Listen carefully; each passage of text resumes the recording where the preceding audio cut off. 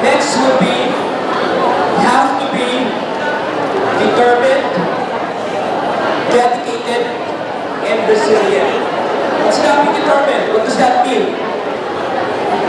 Ibig sabihin yan, kahit kutsain ka ng ibang tao, kahit mag-fail ka, kahit madapa ka, ano gagawin mo? You're just gonna get back up. You're just gonna continue with achieving your goals. You don't care about what other people say. Basta yung goals mo ma-achieve mo. That's what being determined is. And you have to be dedicated. You have to be faithful or loyal to your goals. To what you are doing, to the course you are taking. And last but not least, you have to be resilient.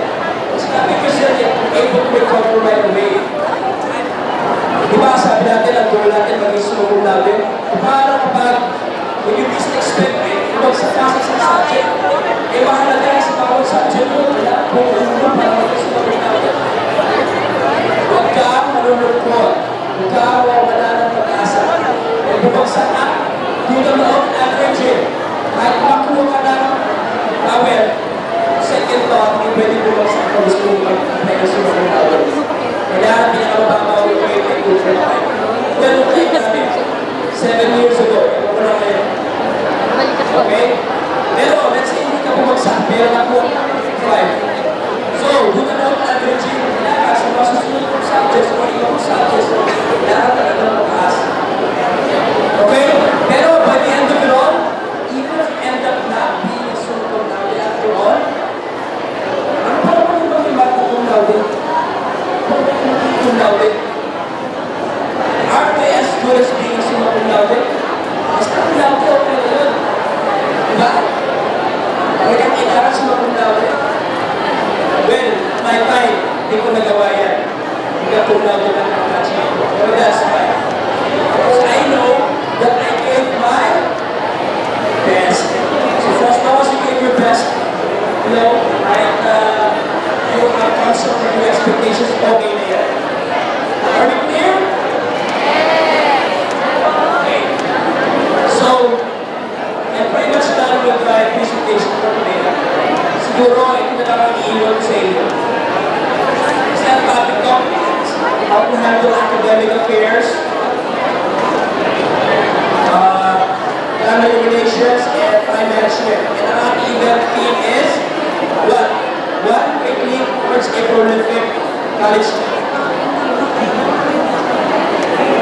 Ano ba nang balik nyo sa different inspirational or motivational speakers tungkol sa pag-achieve ng success?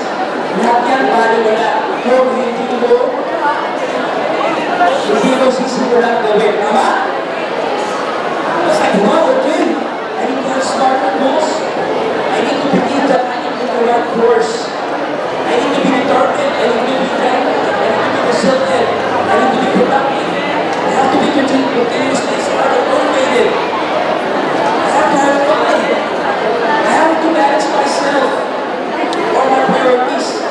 Pero, what? After listening to all the motivational talks, ang message pasok dito, nabasa, pinagtinga. Or worse, sumasal yung katawan mo, constant flowing resistant, pero isang action wala kang ginagawa. So guys, you've gotta do it first. Sabi nga nila, shoot before you. Are you guys familiar with that quotation saying? Shoot before you. Yan. Shoot before you aim. Ibig sabihin, gawin mo muna before you worry about the challenges along the way. Before you worry about what strategies or what techniques you will take, gawin mo muna. Pero guys, personal first is different. Before you shoot and aim, well, you gotta look first. Look, shoot, and then aim. Shoot and then shoot.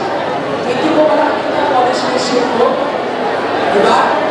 Tingnan mo muna, let's say yung win there, basketball. Let's say yan ang goal mo, tingnan mo muna, and then shoot. Then tsaka ka na mag-aim. Is that clear? So guys, that ends my speech. So I hope you learned how to do this.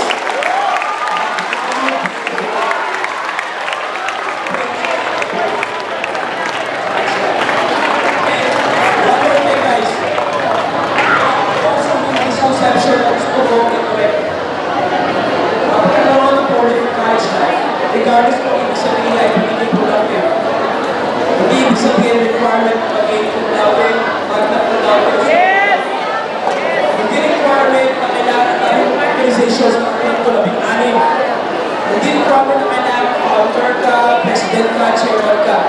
Hindi requirement na kailangan magaling ka, academically proficient ka. And at the same time, bilang leader ka, wow, complete package. Hindi ang requirement, guys. Kasi sa akin, ang personal definition ko ng success ay hindi kung anong naude ba na nasa resume mo o kung ilang organizations man ang nilingkod ng college ka bago. You can call yourself successful for as long as in your 40